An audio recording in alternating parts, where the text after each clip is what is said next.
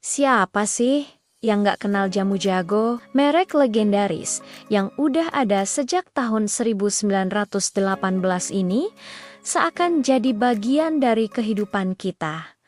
Turun-temurun dari nenek moyang. Rasanya, setiap warung atau toko kelontong pasti punya produknya. Tapi, pernahkah kamu dengar kabar mengejutkan bahwa raksasa jamu ini pernah dinyatakan pailit? Yap, kamu nggak salah dengar. PT Industri Jamu dan Farmasi Sido muncul maksud saya PT Jamu Jago, perusahaan yang begitu ikonik, pernah berada di ambang kehancuran. Kabar ini tentu bikin kaget banyak orang. Kok bisa?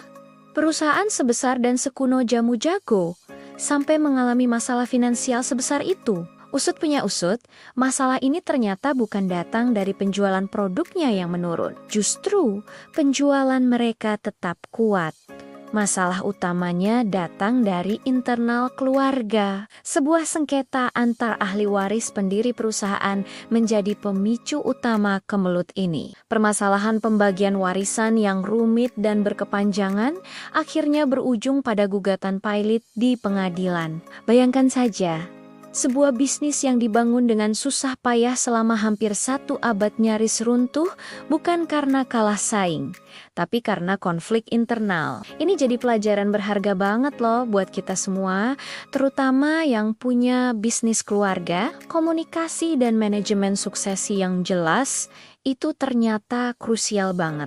Sengketa ini membuat aset-aset perusahaan, termasuk pabrik dan merek dagang, terancam disita untuk melunasi utang. Situasi ini benar-benar genting dan menjadi sorotan media nasional pada waktu itu. Untungnya, cerita Jamu Jago tidak berakhir tragis. Setelah melalui proses hukum yang panjang dan negosiasi yang alot, akhirnya tercapai kesepakatan damai di antara para ahli waris. Gugatan pailit pun dicabut dan Jamu Jago berhasil selamat dari jurang kebangkrutan. Mereka melakukan restrukturisasi besar-besaran, baik dari sisi manajemen maupun operasional, untuk memastikan perusahaan bisa bangkit kembali dengan lebih kuat. Kini, Jamu Jago terus berinovasi, meluncurkan produk-produk baru yang relevan dengan generasi muda, sambil tetap mempertahankan warisan tradisionalnya.